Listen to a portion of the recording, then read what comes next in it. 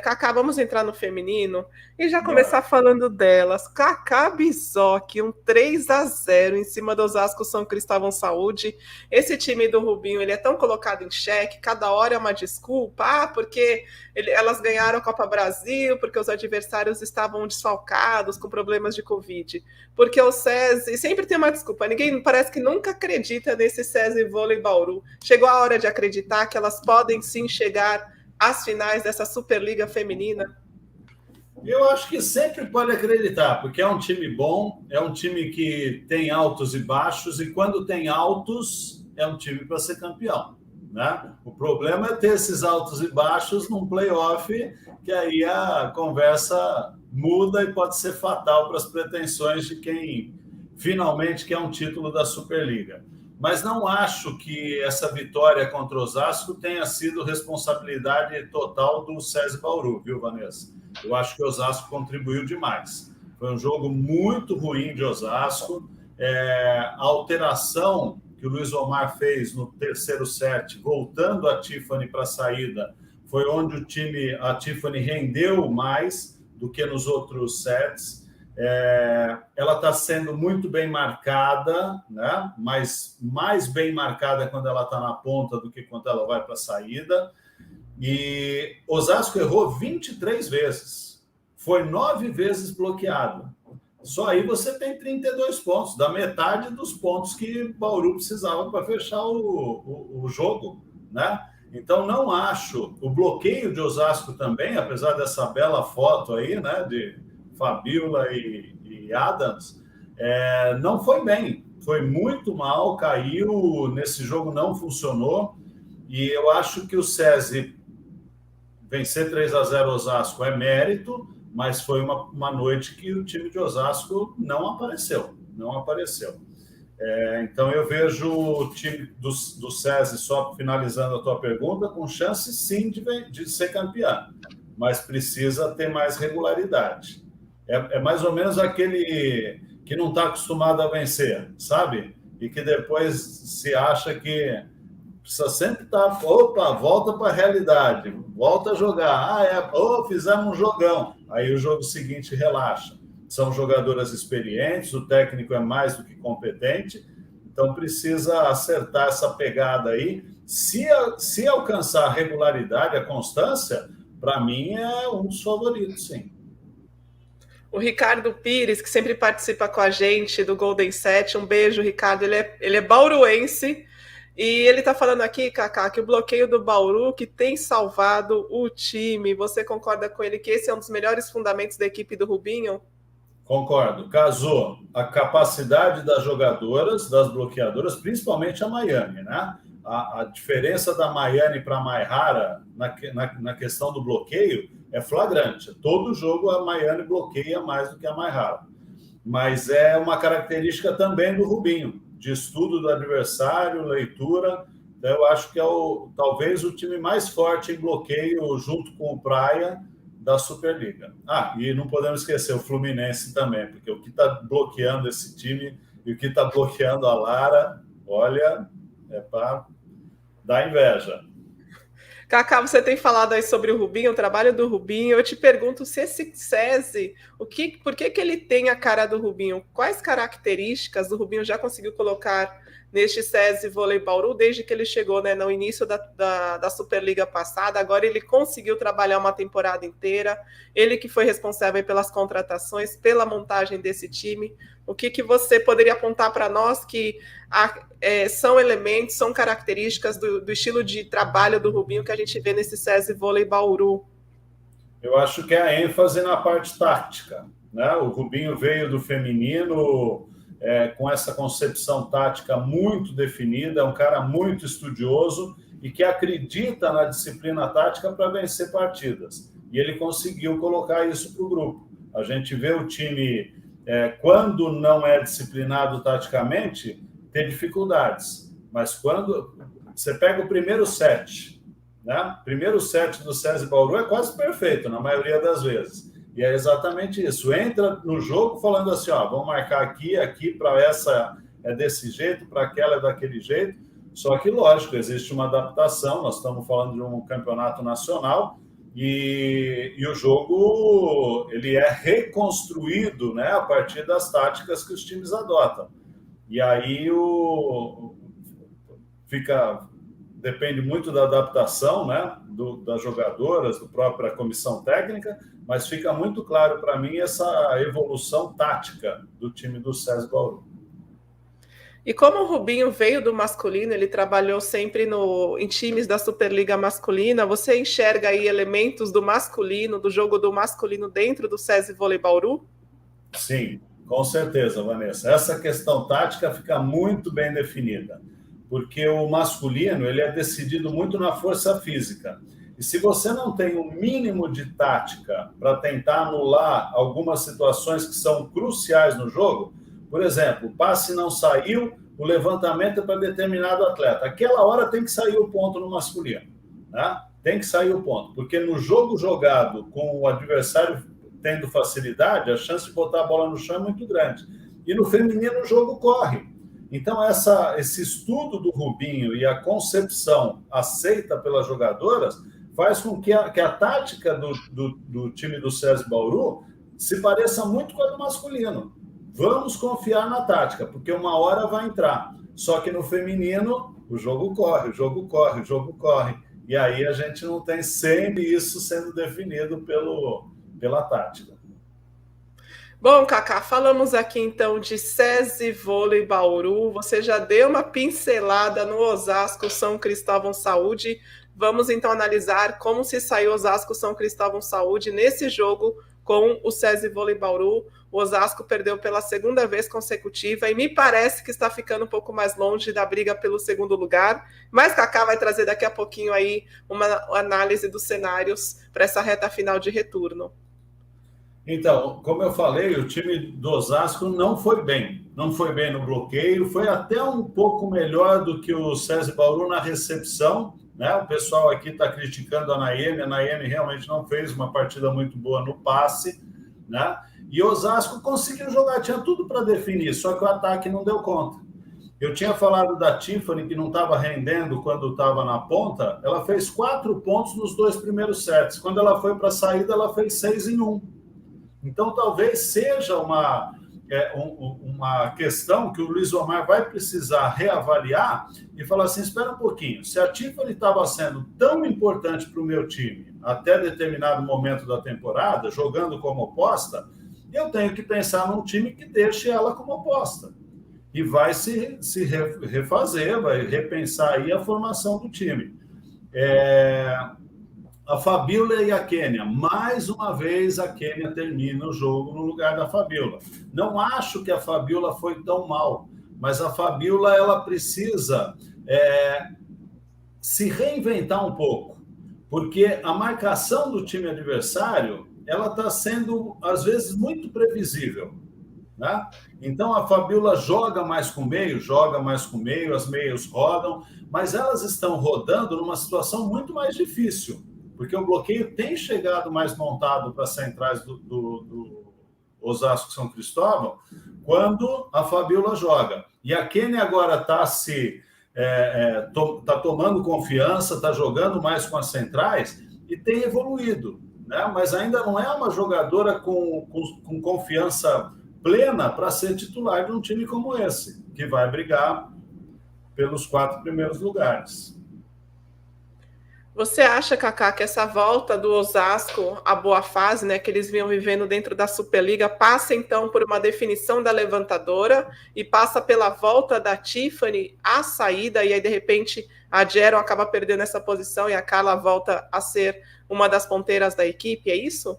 Eu acho que sim, porque uma coisa é você jogar com uma formação diferente, dá certo, no outro jogo, né, na empolgação também vai, mas quando você começa a ser mais bem estudado, como foi o caso desse jogo, você não consegue andar. O time de Osasco não conseguiu andar, apesar de ter uma recepção relativamente boa, né? E aí é preocupante. Então, aí eu acho que se você tem uma ponteira que, quando passa para a oposta, que é a posição, não vou dizer de origem, né? Mas que ela começou a temporada, é questão de se repensar. Porque muitas vezes você fala assim, o time fica mais ajeitadinho. Só que você perde uma jogadora decisiva, né? Onde ela pode ser decisiva. E aí, o que vale mais? Um time ajeitadinho ou um time que tem uma formação que a hora que precisa derruba? Uma situação difícil, então ainda mais aí as vésperas da Superliga, o Osasco brigando ainda pela segunda posição da Superliga Feminina, perdeu esses últimos 2 jogos contra a Fluminense e contra a SESI Vôlei Bauru, acabou perdendo pontos importantes aí nessa briga por melhores posições. Antes dessas 2 partidas em que eles perderam, aquela formação com a Jeron na saída e a Tiffany na entrada parecia estar dando certo e parecia que o Luiz Omar ia apostar nessa formação aí para a reta decisiva da Superliga. Nessa semana, você acha que ele pode estar, então, repensando, Kaká, na formação original, com Tiffany na entrada e na saída e Carla na entrada? Eu acho que sim. Eu acho que passa pela cabeça dele e de uma maneira muito forte, né? O Aldo Messias, ele pergunta aqui se a Fabíola ou a Kênia. Eu já falei isso. Eu acho que tem que insistir na Fabíola até quando o Bernardinho insistiu na Juma, né? Aí a Giovana chega para ela e fala assim: Giovana, ó, daqui para frente você é titular, vai lá e arrebenta. E foi o ponto de mudança aí do Sesc Flamengo, né? No caso da Fabíola, tem um agravante que a Fabíola está se recuperando de uma hérnia de disco, isso também deve estar comprometendo muito o rendimento da Fabíola. Kaká, mais alguma coisa a falar desse Osasco São Cristóvão Saúde? Você já explicou aqui por que esse time caiu tanto de rendimento nas últimas rodadas, sobre a formação ideal para o Osasco voltar a jogar o voleibol que a torcida estava acostumada, e falou sobre a disputa entre Fabíola e Kênia. Só para finalizar, o Osasco está passando por um momento que é muito comum numa equipe que não consegue jogar atacando, né? Que sempre foi o forte de Osasco, a recepção, o side-out e o jogo correndo. Isso está refletindo em todos os outros elementos do jogo. O bloqueio caiu, o contra-ataque caiu, a defesa caiu, né? Então, eu acho que é acertar o time, voltar a jogar com mais facilidade no side-out para tudo se acertar. Esses números de casos de Covid que nós vimos no Osasco, teve vários jogos adiados em sequência por causa de casos de Covid. Você acha que também isso deve estar impactando no rendimento da equipe? Sempre impacta, porque a gente tem o coronavírus agindo no organismo das pessoas de modo diferente. Então, tem gente que demora mais para se reerguer, né? se voltar à forma, e tem outros que voltam mais rápido. E com a quantidade de atletas que foram acometidos aí pelo vírus, eu acho que é natural que o rendimento tenha caído e volte com o tempo. Bom, vamos falar de outro assunto, Kaká Bizoc, porque tem um time que tem aprontado aí nessa Superliga. Nessa última semana quase venceu duas grandes equipes da competição. Venceu o Osasco São Cristóvão Saúde por 3-2. E o Dentil Praia Clube o Fluminense esteve à frente do Dentil Praia Clube no tie-break, não conseguiu fechar a partida, mas de qualquer forma já deixa um sinal alerta aí para os grandes. Se você me pegar nos playoffs, olha que eu posso aprontar. Esse Fluminense que tem jogado muita bola, mesmo desfalcado da Bruna Moraes oposta, a levantadora titular, a Bruninha, parece que se reencontrou na competição depois de um período de baixa, e como o Kaká já trouxe aqui, esse bloqueio do Fluminense é impressionante, ninguém consegue passar pelo paredão tricolor. Então, a gente pega alguns clubes aí de ponta, né, que a gente coloca na briga pelo título e fala assim, não, esse time tem a equipe titular e não tem mais ninguém. Aí você pega um Fluminense, que é uma força intermediária, quando perde duas titulares, a levantadora e a oposta, o que você vai pensar? Você fala assim, acabou o time, né? E aí o Fluminense dá gosto de ver jogar. É um timaço, é um time redondinho, defende. Bloqueio, foram 36 bloqueios no jogo, né? Duas das melhores equipes em bloqueio do campeonato. 21 do Fluminense, bloqueou mais do que o Praia, só a Lara fez 6. Foram 149 contra-ataques, Vanessa. Olha a qualidade do jogo. contra um time intermediário, a gente pode chamar de intermediário um time que consegue jogar com o Praia Clube nesse nível, bloqueando tanto e defendendo tanto.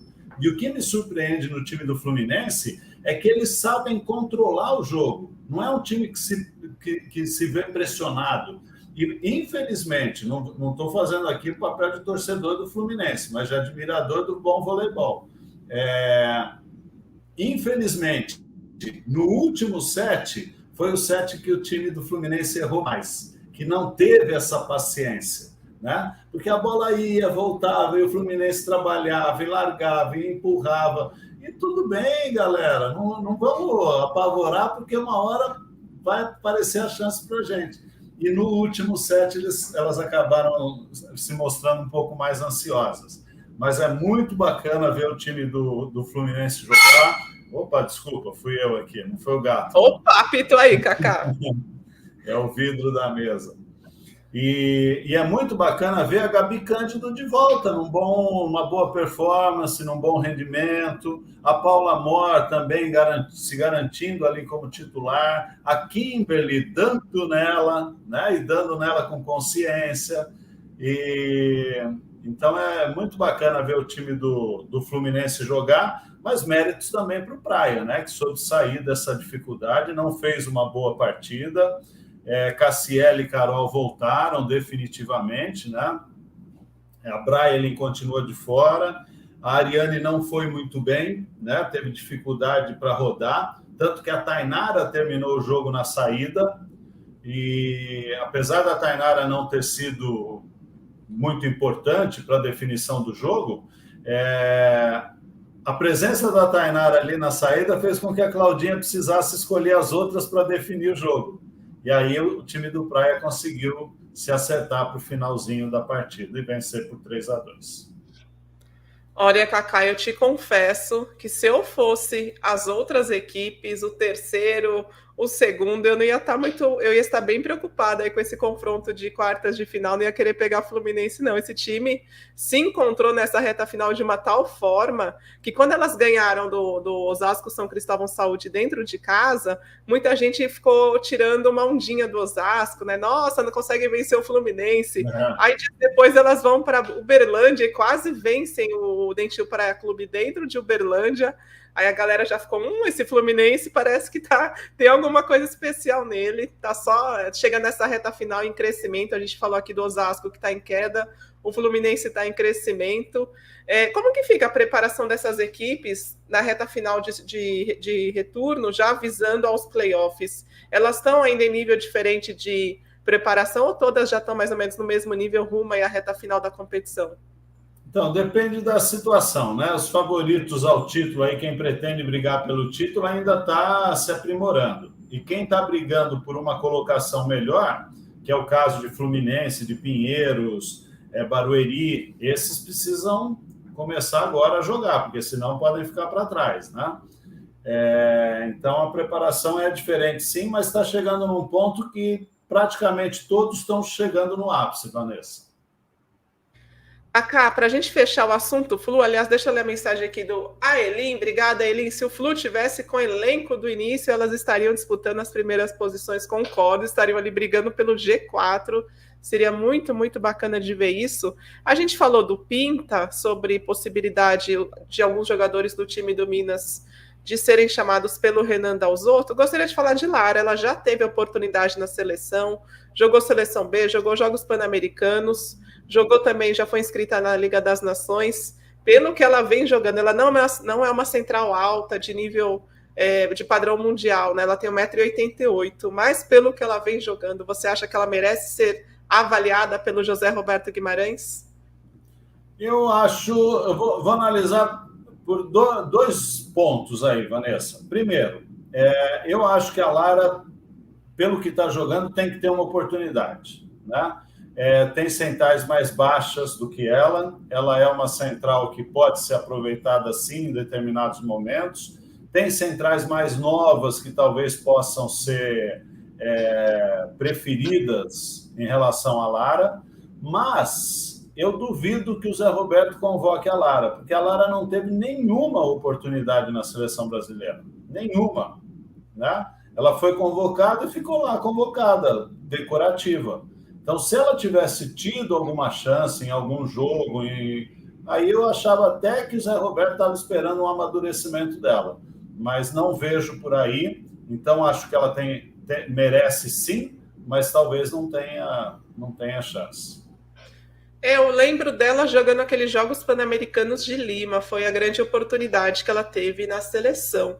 Cacá, vamos pular então, já que estamos nas Laranjeiras, agora a gente vai para a Gávea, porque como lembra, cadê a mensagem aqui do Rubens? Flamengo e Fluminense em evolução, essas quartas vão pegar fogo.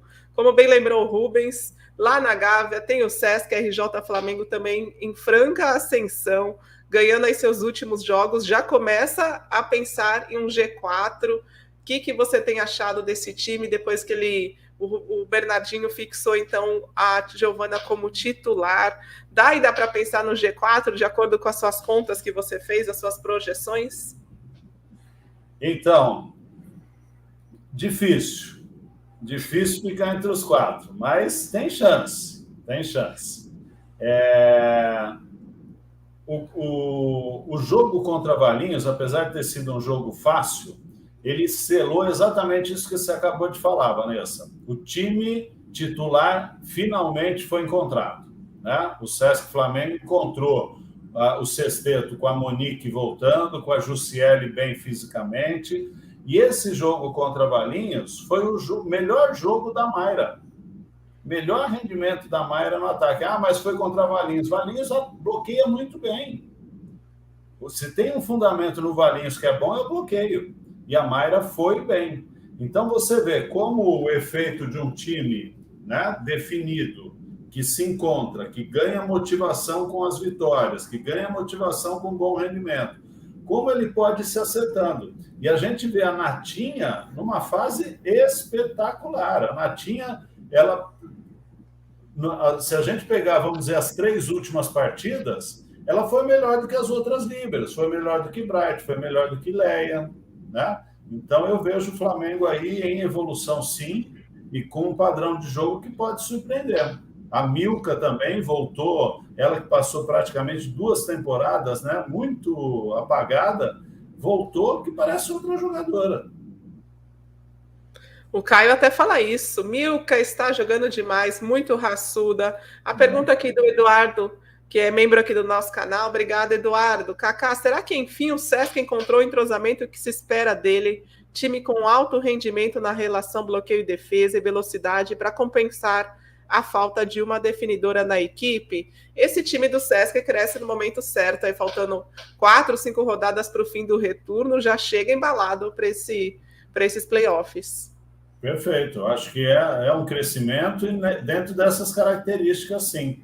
Não é se a gente pegar no papel e ver peça por peça, não é melhor do que quem está à frente dele, mas está se entrosando e está ganhando conjunto.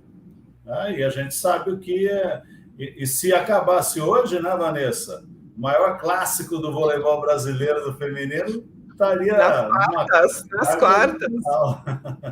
Bauru, Osasco e Flamengo.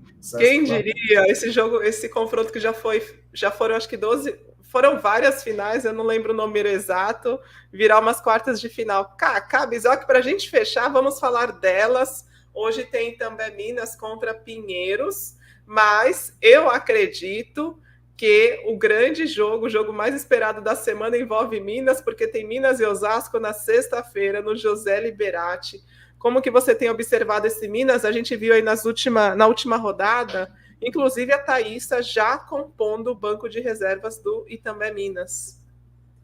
Eu só queria voltar um pouquinho, eu vou já entrar no Minas, mas a questão da Milena, do Flamengo, do Sesc Flamengo, né? Que mais uma jogadora aí precisando se retirar das quadras para tratar aspectos psicológicos. Essa pandemia fez muito mal para muita gente e muita gente está precisando receber o devido tratamento, né? A devida atenção para uma questão que está atingindo muita gente. E a gente teve essa semana também a revelação do Stefano Lavarini comentando sobre a Rosa Maria, quando ele esteve à frente do Minas, né, do acolhimento a esse quadro depressivo. Então, a depressão hoje é uma verdade, é uma realidade, e a gente precisa encarar com muito, muito cuidado e muito carinho. Acolher, porque o negócio realmente é grave e dói muito em quem está passando por ele. E eu tenho certeza, Vanessa, que o time do Minas também passou por algumas dificuldades emocionais, né? De algumas jogadoras que estavam abaixo, e eu acho que conseguiram se recuperar, né? Não estou falando de quadro depressivo, nada disso, mas questões emocionais que atrapalharam o rendimento. E a gente tocou exatamente nisso em relação a Macris, que estava nessa bonita foto aí que você mostrou, né? Levantando com uma mão só, e a Macris vem crescendo jogo a jogo de produção. Com a volta da Thaísa e a Coutinho jogando melhor, né? A Pri Daroit e a Ozói parece que se acertaram ali, continuam apresentando algumas deficiências, mas conseguem se acertar durante o jogo. No começo da temporada, o que a gente via? Uma atuação muito ruim da Pri, uma atuação muito ruim da Ozói, a Dani Coutinho nem aparecendo, a Macris sem imaginação, e agora a gente já vê a Macris voltando a ser mais criativa, a Coutinho se firmando como oposta, fazendo bons jogos em seguida, a Ozói e a Pri Daroit, apesar de continuarem, né, sem um nível alto como a gente se esperava, elas estão se compensando, elas estão se acertando, as duas crescendo de produção, e com a volta da Thaísa, eu acho que o time fica competitivo outra vez. Por enquanto a Thaísa está só compondo o banco de reservas do Itambé Minas, ainda não tem aí uma data para o retorno às quadras, mas Cacá Bizoc, vamos falar desse jogo de sexta-feira, que é o grande jogo da semana. Finalmente vamos ter Osasco, São Cristóvão Saúde e Itambé Minas na Superliga, esse jogo que foi várias e várias vezes adiado, cada hora era um time que acusava aí Covid dentro do elenco. Sexta-feira, então, tem uma briga direta pelas primeiras posições da Superliga. Eu falo primeiras posições porque o Cacá já vai explicar aqui até onde pode chegar Osasco, Sesc, SESI e Minas nessa reta final de Superliga. Então, é um jogo esperado, é um jogo que pode definir aí as classificações, né? A ordem de classificação. E eu não sei, porque eu vejo Minas em ascensão e eu vejo Osasco querendo se acertar. Já defendi isso, eu acho que o Minas termina em segundo. Hoje é mais forte que o Osasco, pelo que vem mostrando nas últimas rodadas e por esse crescimento de rendimento. Mas o Osasco, se ajeitar o time, pode bater o Minas. Não vejo favoritismo também nessa partida, não. Vou te fazer uma pergunta aqui do Flopadinho. Cacá, você acredita que o nível da competição melhorou um pouco? Não achei o Osasco tão mal, mesmo perdendo.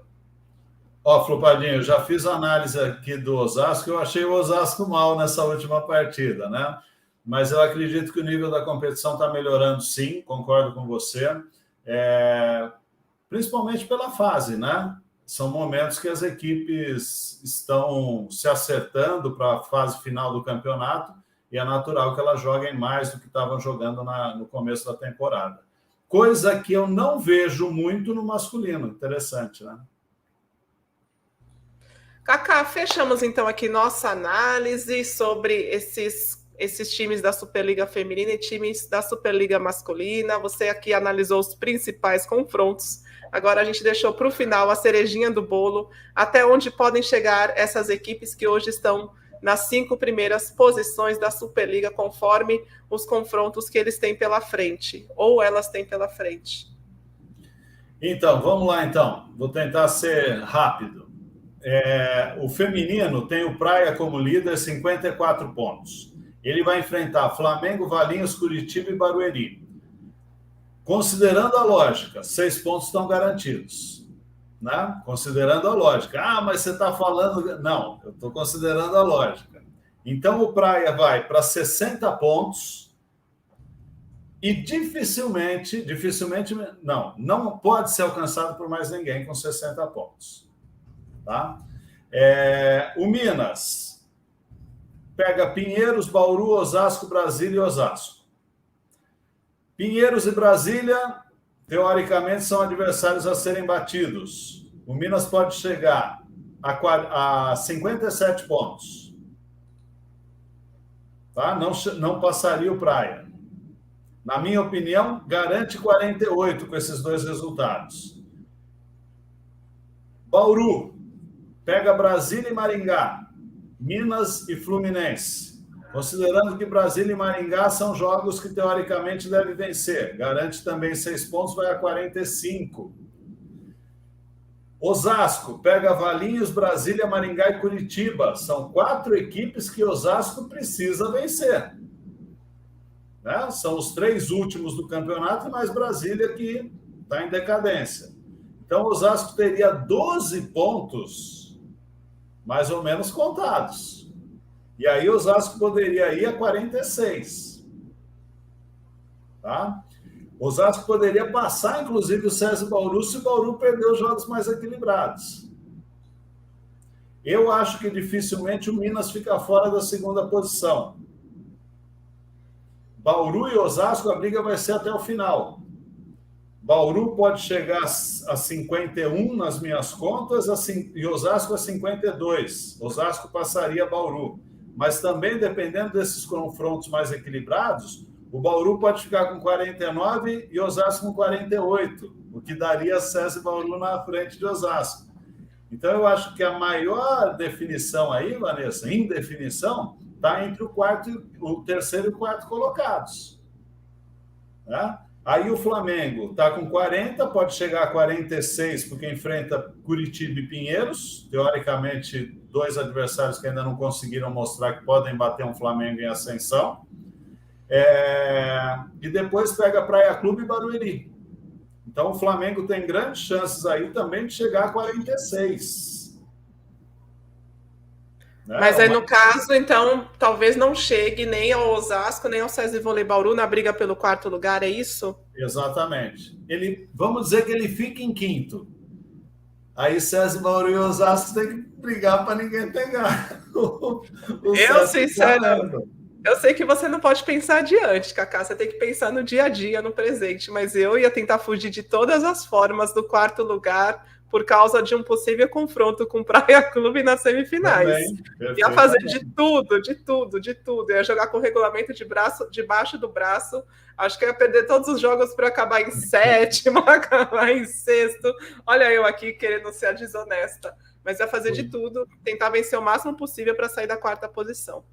E aí depois, Fluminense e Barueri, a briga fica muito difícil para chegar nesses 5 primeiros. Então eu acho que vai ficar ali entre os dois a disputa para ficar em 6º e 7º, tá? Fluminense tem 32, Barueri tem 30. Barueri, nas minhas contas, pode chegar a 42 e o Fluminense ficar com 41. Aí Barueri passaria o Fluminense. Olha isso, a gente está esperando esse Fluminense numa posição superior ao Barueri, pelo que vem jogando, mas pode então... Mas sabe por quê, Vanessa? Fluminense pega Curitiba. Depois pega o próprio Barueri, Pinheiros e Bauru. Não dá para a gente falar que o Pinheiros contra o Fluminense seja um jogo tão favorável assim ao Fluminense, né? E o Barueri pega Maringá, Fluminense e Pinheiros.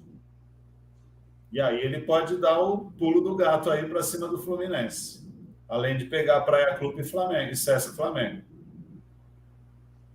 Fortes emoções nos aguardam aí para essa reta final. Tem mais 5 rodadas, para alguns times 6 rodadas.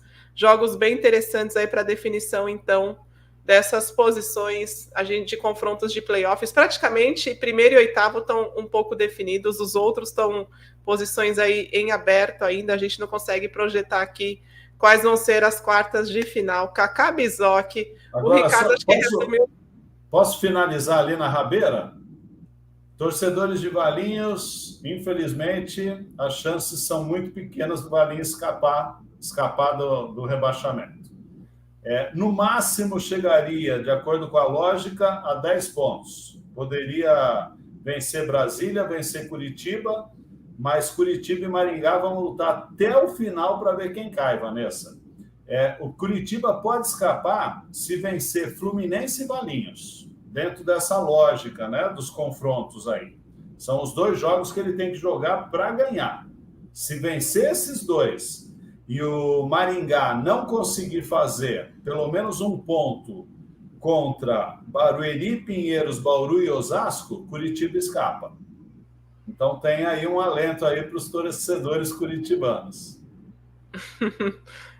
Por enquanto o Maringá está numa situação melhor. O Caio falou assim: faltam mais 3 rodadas. Não, Vanessa.